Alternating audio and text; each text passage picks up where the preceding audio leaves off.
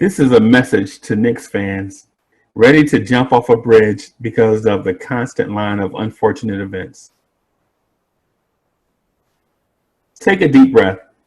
Step away from the railing, Knicks fans. There is no need to jump. Our basketball team will be all right. They'll turn the corner sooner than you think. I hear a lot of you are frustrated with the rebuild. I ask, how? How are you frustrated with the rebuild? Before the rebuild, Aaron Aflalo and Michael Beasley were on our team. Before the rebuild, Carmelo Anthony was our best player and only all-star. Okay, all right. There was a Latvian guy, but he never played in the all-star game. A few fans of our fan base want to go star chasing. When will we ever learn? They think saving cap space for 2021 automatically gets us a seat at the table with Giannis. Well, cap space and the hiring of Leon Rose. While those factors seem to provide hope, in theory, that plan has never worked. Well, unless you count the human eraser, Marvin Webster. Moving on. Last summer, the summer of 2019, we went big game hunting. We ended up with no big game. Instead, we signed a young power forward no one else wanted to give big money to.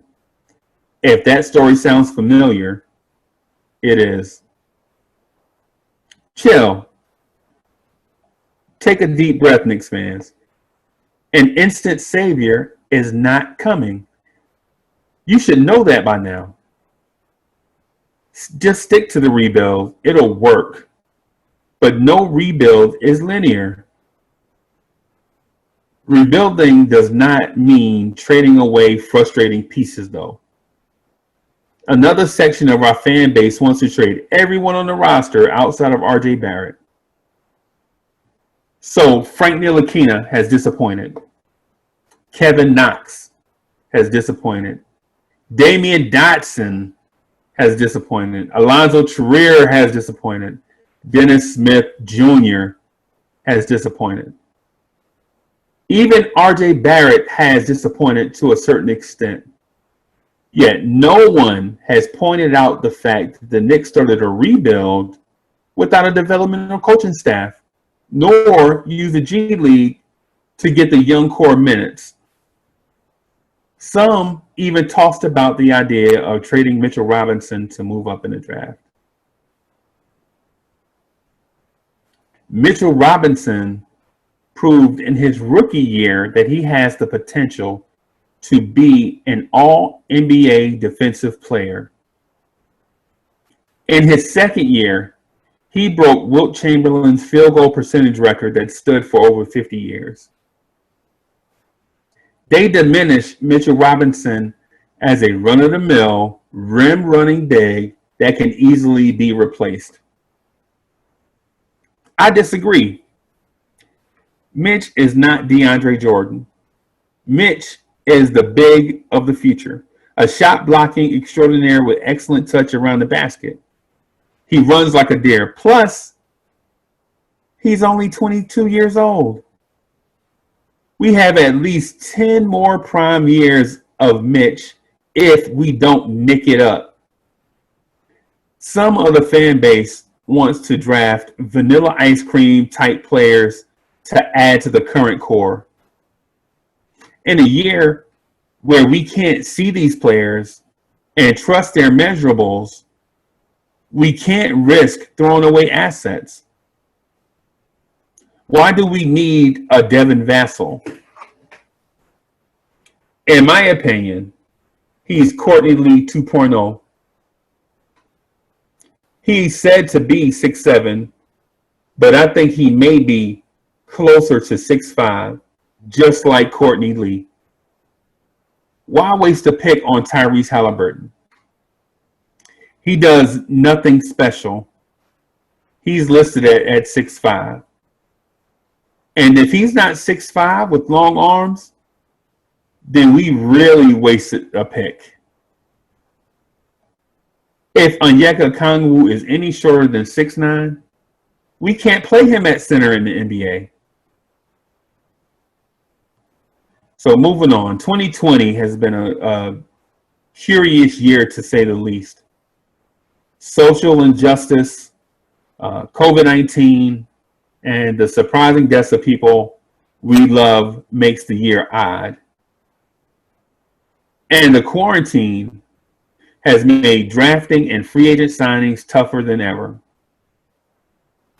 Instead of gambling on these rookies that only have highlight tapes to go by, let's just take a deep breath.